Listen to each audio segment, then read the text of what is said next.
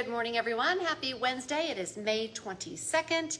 Lisa, Lydia, Scott with you here, drying things up a little bit for today. We did see a little bit of the sunrise. We're going to talk about the forecast and all that rain and the flood warnings in a minute. But of course, I want to remind you right off the top that we are live on Facebook every weekday morning. But it stays on your feed so you can watch it throughout the day, whatever time works best for you on Facebook. We also make it into a podcast. You can check that out at inform.com/podcast. Look for the Inform Minute or anywhere that you find your podcasts. And not just on Facebook, check us out on all of our social media platforms. All right, today, thankfully, the rain has kind of moved out of here for the most part, but we got a lot over the last few days, especially yesterday.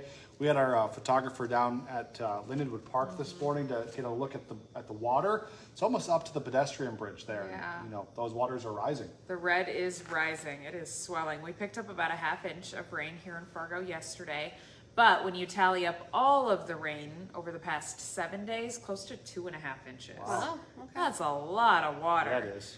So hence, the red is rising. You've got all the tributaries, of course, but that also picked up rain that's flowing into the red and causing it to rise as well. And then we have more rain chances to go. A couple spotty showers possible today. Most of us will stay dry. There's a round of thunder showers tomorrow evening, thunderstorms even in some spots. Could see some 1-inch hail, 60-mile-per-hour wind gusts. And of course, within a thunderstorm, you can get a downpour easily and get a lot of rain in a short amount of time, which would not be good for the Red River. So we'll watch out for those. Then we have more rain as we head throughout your Friday, and then I've got another pass Sunday into Monday. Right now, the National Weather Service crest forecast for the red calls for about 20 feet right around Monday. If you pay attention to flood forecasts, you know what that number means and kind of what happens when we hit those numbers. But basically, a lot of times Elm Street closes or the Lindenwood Bridge gets lifted, or I know it's a big camping weekend for Lindenwood Park. Some of those lower spots, those lower bike paths might have water on them. Minor flood stage starts at 18 feet. We're just shy of that right now, and we're expected to rise closer to moderate flood stage by about Monday. So something to watch out for there. Yeah. I don't expect like catastrophic flooding or anything like that, but just some soppy and kind of nasty conditions. My sump pump has been running non-stop, and it makes sense when you look at the numbers. Okay, so we've got all those rain chances that we just went over. Otherwise today, temperature 60 to near 70. We'll see a little bit of sun. Still breezy out of the northwest, about 10 to 25 miles an hour. A little warmer for tomorrow, watching out for thunder showers, thunderstorms. Then we do have that level 1 risk for severe weather. And then Friday looks like kind of a gloomy, rainy day once again with some showers moving on through. It was ending out west earlier, and then that progresses further to the east throughout the day. Kind of a cooler day too. I have temps in the 30s on Saturday morning, so that's nice and chilly. Yeah. We'll have to watch out for frost in some spots on Saturday morning. I think it'll largely depend on the wind though. Okay. Frost needs calm air. So if the wind stays up, then 1, your temperature stays up, and 2, frost just really can't form. So we'll watch out for that. Otherwise, a nicer, drier day Saturday into the first half of Sunday. Scattered thunder showers, storms are back by Sunday night, and then lasting into Monday for the Memorial Day holiday itself. I do have 80 degrees for the last day of May. Okay. Yes. So there's your good news. Thank you. Yeah, I know. We finally got there. I've got warmer weather, sunshine, drier weather, kind of a change here as we head into next week and approach June. All right. Yeah. Looking forward to that. I agree. It's been a lot of rain talk and rain tallies and floods now, and so we need some drier weather. Some sunshine. Yeah. Okay, thanks guys. Well, right now, all the rain that we've been getting, that Lydia was just talking about, we touched on this, but the water is going up. The red is approaching minor flood stage.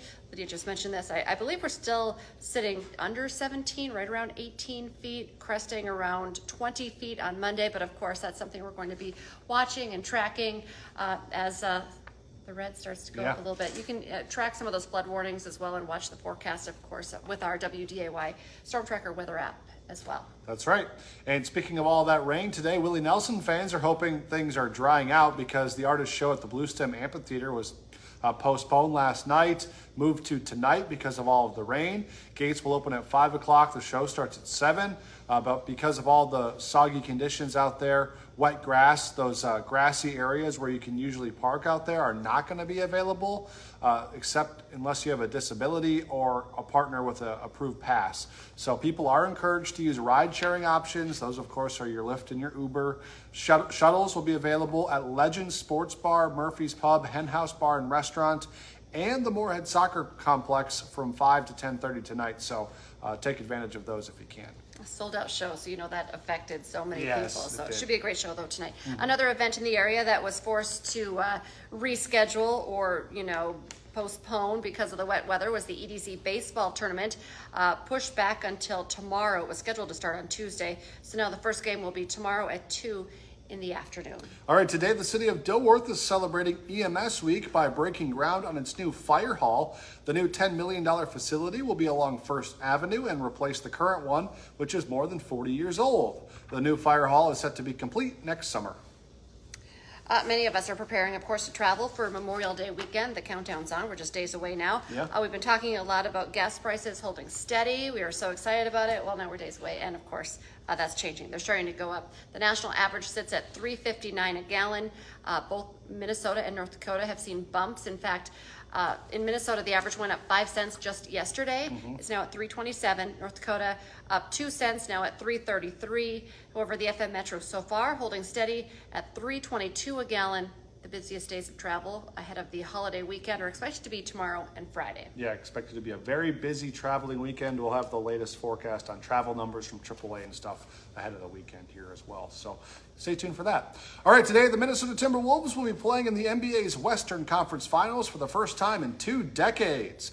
The Wolves will play against the Dallas Mavericks tonight. It's game 1. Game 1 and 2 will both be played in Minneapolis at the Target Center. It's going to be a party in downtown Minneapolis for both of those games. Big time party, like into the streets. Oh, yes, very much so. And then on Friday night, there's also a Twins game. So yeah. Lots going on down there. Game 1 tips off tonight at 7:30. Thank goodness it's a 7:30 tip-off so that people can actually watch it, because when they were playing in Denver, the games didn't start till like late. 9:30. I You're know. like, I'm not staying up for that, sorry. I still But, feel like people are going to be tired tonight, oh, though, yeah, even with the definitely. 7:30, because there's so many watch parties, but you're right. We're lucky. Of course, Gabe tips up at 7:30, and then the game Friday. So both people are going to be watching, and you can bet Dom is going to talk about the Wolves today on Hot Mic. So. Absolutely. Hot Mic coming up 9 to 11 on WDAY Extra. Valley City State and Mayville State have found new conference homes. He's going to be talking about why the Frontier Conference was the best fit. Plus, Kindred's Abby Ducher leads Alabama in home runs and RBIs. The former Miss Basketball will join the show at 10 this morning to talk about her breakthrough year. Hot Mic is on 9 to 11 on WDAY Extra and Inform.com. And don't forget, for just 99 cents a month for your first 3 months, you can get an all-access pass to Inform.com. Just visit Inform.com/subscribe to get that deal. Our next newscast is coming up at 11 this morning, and then we have you covered this afternoon, 4, 5, 6, 9, and 10. And we'll be back tomorrow morning for more First News from 5 to 7. That's right. Until then, have a great day, everyone. Bye-bye.